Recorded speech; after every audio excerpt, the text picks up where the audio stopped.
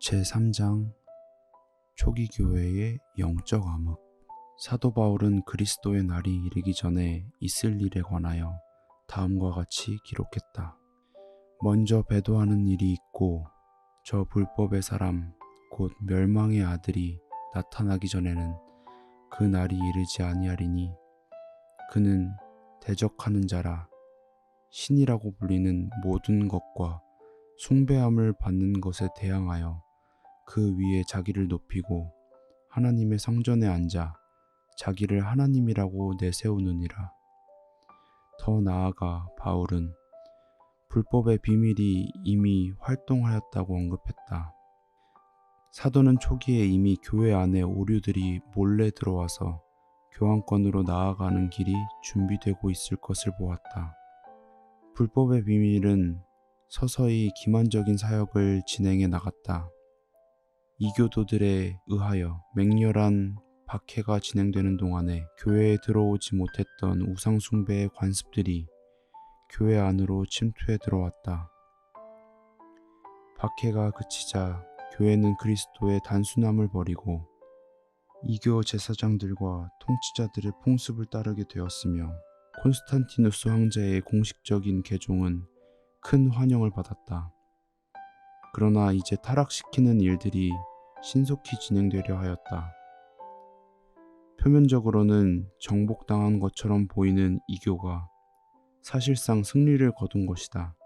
이교의 교리와 미신이 그리스도를 따른다고 공언하는 사람들의 신앙에 혼합되었다. 이교와 그리스도교 사이의 타협은 이미 예언된 불법의 사람을 등장시키는 결과를 낳았다. 이러한 거짓 종교는 사탄의 걸작품이며 스스로 보좌에 앉아서 자기 마음대로 세상을 지배하려는 그의 노력의 기념비였다. 하나님이 전 세계 교회 지도자들을 다스릴 최고의 권위를 교황에게 부여하셨다는 주장은 로마 교회의 주요한 교리 가운데 하나이다. 나아가 교황은 주 하나님이신 교황으로 불리며 오류가 없는 자라고 선언되었다. 시험의 광야에서 그리스도에게 시도했던 유혹을 사탄은 로마 교회를 통하여 여전히 시도하고 있으며 많은 사람이 그를 숭배하고 있다. 그러나 하나님을 두려워하는 사람들은 예수께서 주 너의 하나님께 경배하고 다만 그를 섬기라는 말씀으로 사탄을 물리치셨듯이 교황권의 거짓 주장에 맞서고 있다. 하나님은 어떤 사람도 교회의 머리로 삼지 않으셨다. 그러므로 교황의 최상권에 대한 교리는 성경과 배치된다.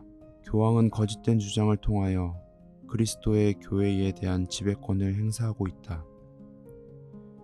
로마 가톨릭 교회는 개신교회가 의도적으로 참 교회에서 분리되어 나갔다고 비난한다. 그러나 그들이야말로 성도들에게 단번에 주신 믿음의 도에서 떠난 자들이다. 사탄은 구주께서 성경 말씀으로 그의 공격을 물리치셨다는 것을 잘 알고 있다. 공격을 받을 때마다 그리스도께서는 기록되었으되 라고 말씀하시며 영원한 진리를 방패 삼아 대응하셨다. 따라서 사탄이 사람들을 마음대로 지배하고 기만 위에 세워진 교황권을 확립하려면 사람들이 성경에 대해 무지하도록 해야만 했다. 성경의 진리를 오류로 덮어버리거나 없애야 하는 것이다. 그리하여 로마 교회는 수백 년 동안 성경의 보급을 막았다. 신부들과 주교들은 자신들의 거짓된 가르침을 옹호하는 방식으로 성경을 해석하였다. 그리하여 마침내 교황은 지상에 있는 하나님의 대리자로 대부분의 일반 사람에게 인정받게 되었다. 안식일은 어떻게 변경되었는가? 성경의 예언은 교황권이 때와 법을 고치고자 할 것이라고 언급한다. 우상숭배를 대신하여 성상과 유물숭배가 교회 예배에 점차 도입되었다. 종교회의에서 이러한 우상숭배의 제도가 확립되었다. 로마 교회는 대담하게도 우상숭배를 금지한 하나님의 둘째 계명을 삭제하고 10계명의 숫자를 맞추기 위하여 10번째 계명을 둘로 나누었다. 또한 성별되지 않은 교회의 지도자들은 하나님께서 태초부터 복 주시고 거룩하게 하신 안식일을 버리고 그 대신에 이교도들이 존경할 만한 태양의 날로 지켜온 축제의 일을 높임으로써 넷째 계명을 함부로 변경하였다. 처음 몇 세기 동안에는 모든 그리스도인이 참 안식일을 지켰다. 그러나 사탄은 그의 목적을 달성하기 위하여 교묘한 방법으로 활동하였다. 교회는 일요일을 그리스도의 부활을 기념하는 축일로 삼았다. 일요일에 종교적인 행사들이 행해지기는 했지만 그날은 다만 휴일로 여겨졌다. 참 안식일은 여전히 거룩하게 지켜졌다. 그리스도의 초림 전에 사탄은 유대인들로 하여금 엄격한 규칙들을 만들어 안식일을 지키게 하므로 안식일 준수가 무거운 짐이 되게 하였다. 이제 그는 이와 같이 자기가 만들어 놓은 오류를 이용하여 안식일이 유대인의 제도라고 비난하였다. 그는 그리스도인들이 점점 일요일을 즐거운 축제일로 지키도록 하는 한편 안식일을 슬프고 우울한 날로 만들어 그리스도인들에게 유대교에 대하여 증오심을 일으키도록 했다. 콘스탄티누스 황제는 칙령을 내려서 일요일이 로마 제국 전역에 걸쳐 공적인 축제일이 되게 하였다. 태양의 날은 이교도들 뿐 아니라 그리스도인들에게도 존중받게 되었다. 교회의 감독들이 황제에게 그렇게 하도록 촉구하였다. 권력에 굶주린 그들은 만약 그리스도인들과 이교도들이 다같이 동일한 날을 지키면 교회의 힘과 영광이 커질 것이라고 믿었다. 그러나 하나님을 두려워하는 많은 그리스도인은 일요일 예배가 어느 정도의 신성성을 가지고 있다는 것을 인정하면서도 여전히 참 안식일을 고수하고 넷째 계명에 순종하여 그 날을 지켰다. 대기만자는 그의 일을 계속 진행하였다. 그는 그의 대리자 곧 그리스도를 대표한다고 주장하는 거만한 교황을 통하여 그의 능력을 발휘하고자 하였다. 대규모 종교 회의를 개최하였고 전 세계에 흩어져 있는 고위 성직자들을 소집하였다. 거의 모든 회의에서 안식일은 조금씩 그 가치가 저하되었고 대신 일요일은 높여졌다. 그리하여 이교의 축제일은 신성한 제도로 높임을 받게 되었고 성경의 안식일은 유대교의 유물로 여겨졌으며 그 날을 지키는 자는 저주받을 자로 공포되었다. 이 큰 배도자는 마침내 신이라고 불리는 모든 것과 숭배함을 받는 것에 대항하여 스스로 높이는 데 성공하였다. 그는 대담하게도 하나님의 율법에서 살아계신 참 하나님을 정확하게 가르쳐주는 유일한 계명을 변경하려고 시도하였다. 넷째 계명은 하나님을 창조주로 나타낸다. 창조 사업을 기념하기 위해 하나님은 7번째 날을 거룩하게 하셨다. 또한 안식일은 인류의 마음에 살아계신 하나님을 예배의 대상으로 새기도록 고안된 것이다. 사탄은 사람들로 하여금 하나님의 율법에 순종하지 못하도록 애쓰고 있다. 이를 위해 그는 하나님을 창조주로 소개하는 바로 그 계명에 특별히 공을 들이고 있다. 오늘날 개신교회는 그리스도께서 일요일에 부활하셨으므로 그날이 그리스도인의 안식일이 되었다고 주장한다. 그러나 그리스도와 그분의 제자들은 그날을 그와 같이 높이지 않았다. 일요일 준수는 그 기원이 이미 바울 시대에 시작된 불법의 비밀에서 나왔다. 성경이 인정하지 않는 이와 같은 변경에 대해 어떤 타당한 이유를 댈 수 있겠는가? 6세기의 로마 교회의 감독은 모든 교회의 머리로 공포되었고 이교주의는 교황권으로 대체되었다. 용이 짐승에게 자기의 능력과 보좌와 큰 권세를 준 것이다. 그리하여 다니엘서와 요한계시록에 예언된 1260년간의 교황권의 박해가 시작되었다. 그리스도인들은 그들의 절개를 포기하고 교황권의 의식과 예배를 받아들이든지 아니면 지하 감옥에 갇히거나 고문을 받고 죽임을 당하는 길을 택할 수밖에 없었다.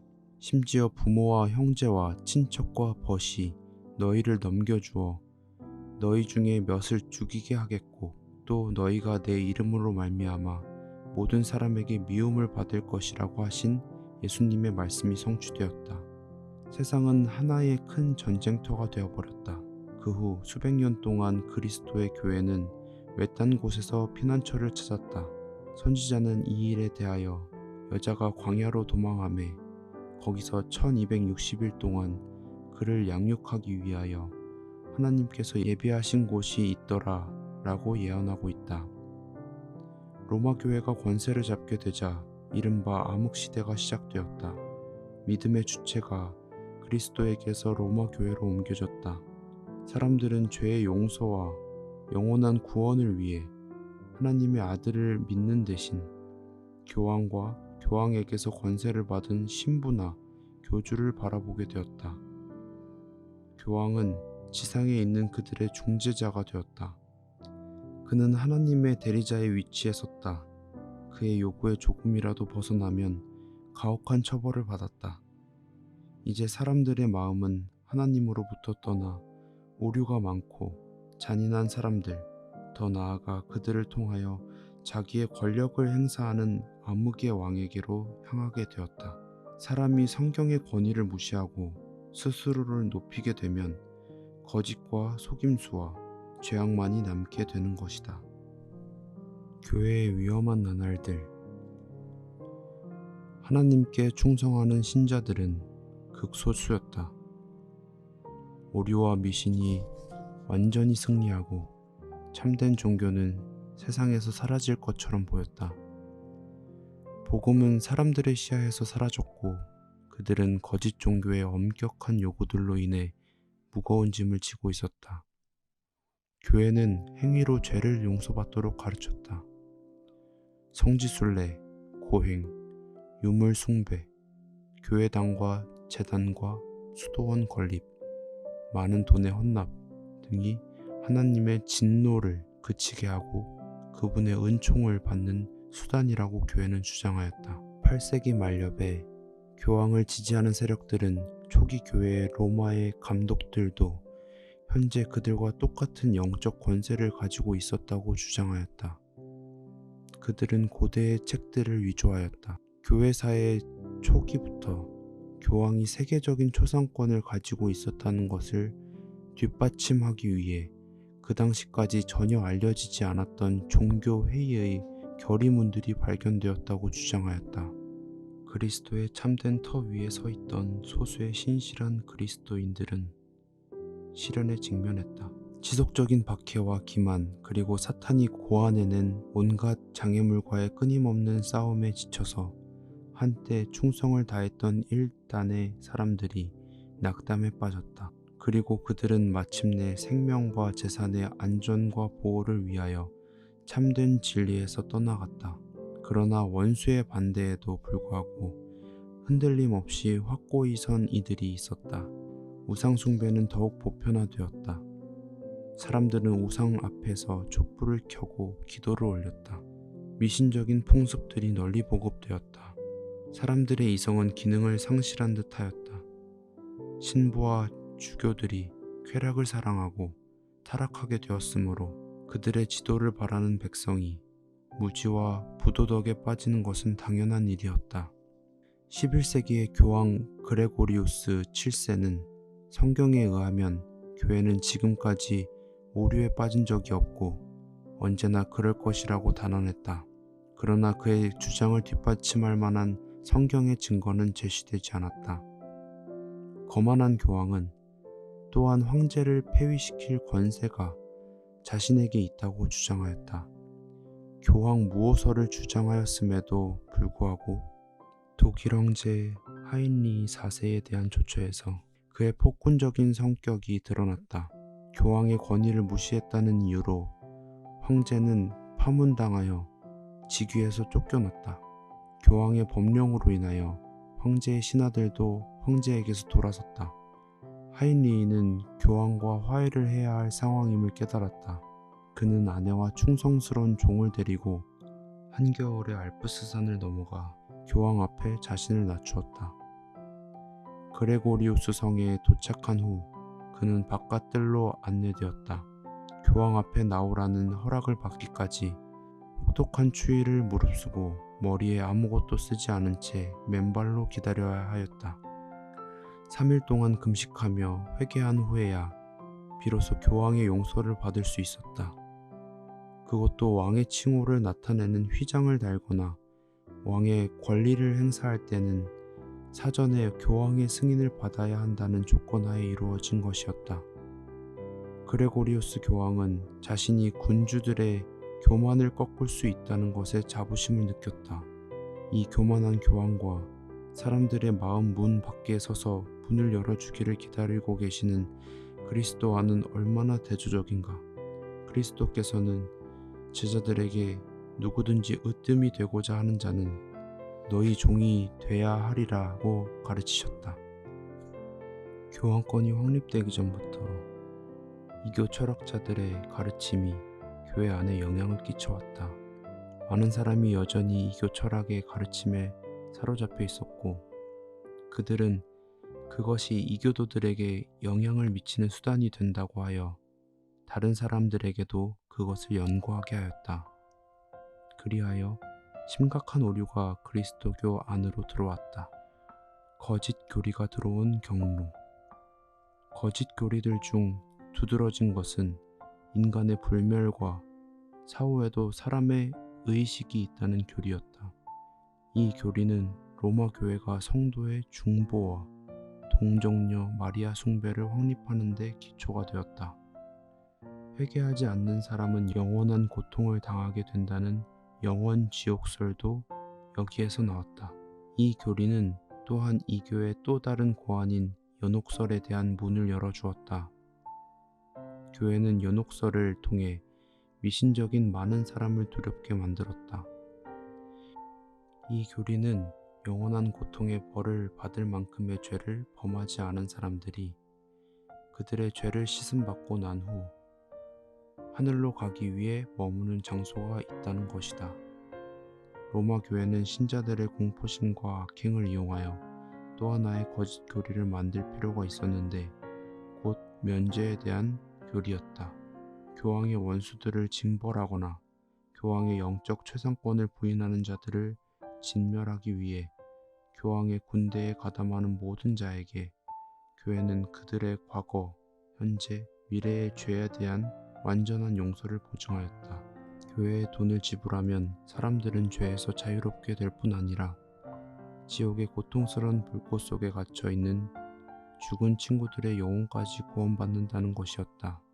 이런 방법으로 로마 교회는 그들의 금고를 채웠고 그것을 통하여 예수님을 대표한다고 공언하는 사람들이 사치와 부와 악행을 유지하였다. 그러나 예수님은 이 땅에 계실 때 머리 둘 곳조차 없이 가난하게 사신 분이었다. 주의 만찬은 미사라는 우상숭배적인 의식으로 대체되었다. 로마 교회의 사제들은 단순한 떡과 포도즙이 실제적인 그리스도의 살과 피로 바뀐다고 주장했다. 참람하게도 그들은 만물의 창조주이신 하나님의 창조의 능력을 자신들도 가졌다고 공공연하게 주장하였다. 그리스도인들은 하나님을 모독하는 이설을 받아들이든지 아니면 죽음을 택해야 하였다. 13세기에는 교황권이 고안한 가장 무서운 무기인 종교재판소가 생겼다. 이 비밀 회의에서 사탄과 그의 부하들은 악인들의 마음을 장악하였다. 그와 동시에 눈에 보이지 않는 하나님의 천사들이 그들 가운데 서서 그들의 사악한 법령에 기록된 것들을 취하고 사람의 눈으로 차마 볼 수 없는 무서운 행위들을 낱낱이 기록하였다. 큰 성 바벨론은 성도들의 피에 취하였다. 죽임을 당하고 시신이 토막난 수백만의 순교자가 배교의 세력에 대하여 신원하여 주시기를 하나님께 부르짖었다. 교황은 세계의 전제 군주가 되었다. 왕과 황제들이 교황권의 명령에 복종했다. 수백 년 동안 로마 교회의 교리는 무조건적으로 받아들여졌다. 사람들은 사자들을 존경하였고 그들의 풍족한 삶을 지원하였다. 이때처럼 로마 교회가 큰 위엄과 기세와 권력을 가진 적이 없었다. 그러나 교황권의 한낮은 세상의 밤중이었다. 성경은 거의 잊혀졌다.